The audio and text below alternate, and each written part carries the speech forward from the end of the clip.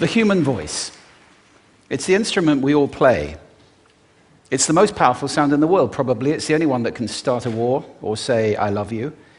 And yet many people have the experience that when they speak, people don't listen to them.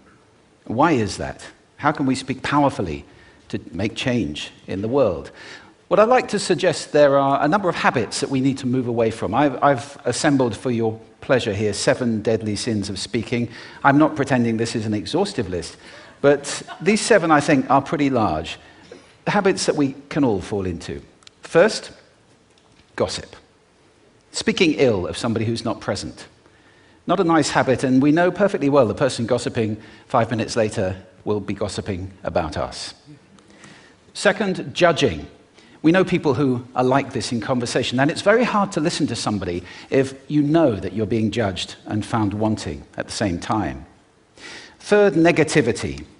You can fall into this. My mother, in the last years of her life, became very, very negative, and it's hard to listen. I remember one day I said to her, it's October the 1st today, and she said, I know, isn't it dreadful? It's hard to listen when somebody's that negative. And another form of negativity, complaining. Well, this is the national art of the UK. It's our national sport. We complain about the weather, about sport, about politics, about everything. But actually, complaining is viral misery. It's not spreading sunshine and lightness in the world. Excuses. We've all met this guy. Maybe we've all been this guy. Some people have a blame thrower. They just pass it on to everybody else and don't take responsibility for their actions. And again, hard to listen to somebody who's being like that. Penultimate, the 6th of the 7, embroidery, exaggeration. It demeans our language, actually, sometimes. For example, if I see something that really is awesome, what do I call it? And then, of course, this exaggeration becomes lying, out and out lying, and we don't want to listen to people we know are lying to us. And finally, dogmatism. The confusion of facts with opinions. When those two things get conflated, you're listening into the wind. You know, somebody is bombarding you with their opinions as if they were true. It's difficult to listen to that. So here they are, 7 deadly sins of speaking. These are things I think we need to avoid. But is there a positive way to think about this? Yes, there is. I'd like to suggest that there are 4 really powerful cornerstones, foundations, that we can stand on if we want our speech to be powerful and to make change in the world. Fortunately, these things spell a word. The word is hail, and it has a great definition as well. I'm not talking about the stuff that falls from the sky and hits you on the head. I'm talking about this definition, to greet or acclaim enthusiastically, which is, I think, how our words will be received if we stand on these 4 things. So what do they stand for? See if you can guess. The H, honesty, of course. Being true in what you say, being straight and clear. The A is authenticity, just being yourself. A friend of mine described it as standing in your own truth, which I think is a lovely way to put it. The I is integrity, being your word, actually doing what you say, and being somebody people can trust. And the L is love. I don't mean romantic love, but I do mean wishing people well. For 2 reasons. First of all, I think absolute honesty may not be what we want. I mean, my goodness, you look ugly this morning. Perhaps that's not necessary.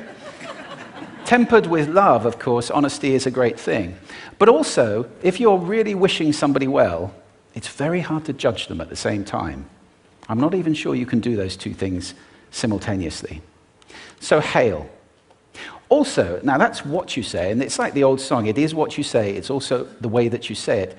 You have an amazing toolbox. This instrument is incredible, and yet this is a toolbox that very few people have ever opened. I'd like to have a little rummage in there with you now, and just pull a few tools out that you might like to take away and play with, which will increase the power of your speaking. Register, for example. Now, falsetto register may not be very useful most of the time, but there's a register in between. I'm not going to get very technical about this for any of you who are voice coaches. You can locate your voice, however. So if I talk up here in my nose, you can hear the difference. If I go down here in my throat, which is where most of us speak from most of the time, but if you want weight, you need to go down here to the chest. You hear the difference? We vote for politicians with lower voices. It's true, because we associate depth with power and with authority.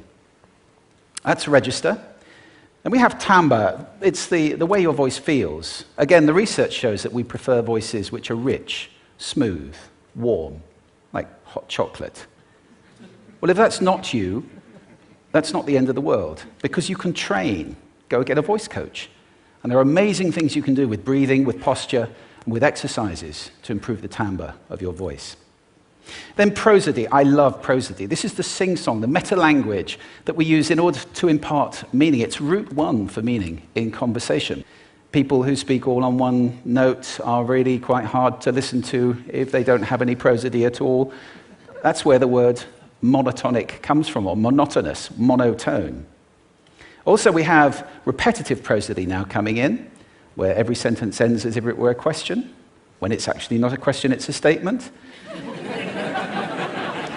And if you repeat that one over and over, it's actually restricting your ability to communicate through prosody, which I think is a shame. So let's try and break that habit.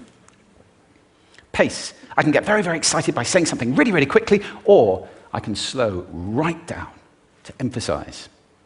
And at the end of that, of course, is our old friend, silence. There's nothing wrong with a bit of silence in a talk, is there? We don't have to fill it with ums and ahs. It can be very powerful. Of course, pitch often goes along with pace to indicate arousal, but you can do it just with pitch. Where did you leave my keys? Where did you leave my keys? It's a slightly different meaning in those two deliveries. And finally, volume. I can get really excited by using volume, sorry about that if I startled anybody, or I can have you really pay attention by getting very quiet. Some people broadcast the whole time. Try not to do that. That's called sodcasting. Imposing your sound on people around you carelessly and inconsiderately. Not nice. Of course, where this all comes into play, most of all, is when you've got something really important to do. It might be standing on a stage like this and giving a talk to people. It might be proposing marriage, asking for a raise, a wedding speech, whatever it is. If it's really important, you owe it to yourself to look at this toolbox and the engine that it's going to work on. And no engine works well without being warmed up. Warm up your voice. Actually, let me show you how to do that. Would you all like to stand up for a moment? I'm going to show you the 6 vocal warm-up exercises that I do before every talk I ever do. Anytime you're going to talk to anybody important, do these. First, arms up, deep breath in, and sigh out, like that. One more time. Very good. Now we're going to warm up our lips, and we're going to go bop, bop, bop, bop, bop, bop, bop, bop. Very good. And now, just like when you were a kid. Now your lips should be coming alive. We're going to do the tongue next with exaggerated la, la, la, la, la, la, la, la, la. Beautiful. You're getting really good at this. And then roll an R. That's like champagne for the tongue. Finally, and if I can only do one, the pros call this the Siren. It's really good. It starts with we and goes to or. The we is high, the or is low. So you go wee, or, wee. Fantastic. Give yourselves a round of applause. Take a seat. Thank you. Next time you speak, do those in advance. Now, let me just put this in context to close. This is a serious point here. This is where we are now, right? We speak not very well into people who simply aren't listening in an environment that's all about noise and bad acoustics. I have talked about that on this stage in different phases.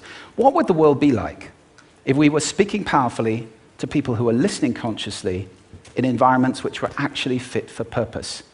Or to make that a bit larger, what would the world be like if we were creating sound consciously and consuming sound consciously and designing all our environments consciously for sound? That would be a world that does sound beautiful, and one where understanding would be the norm. And that is an idea worth spreading. Thank you. Thank you.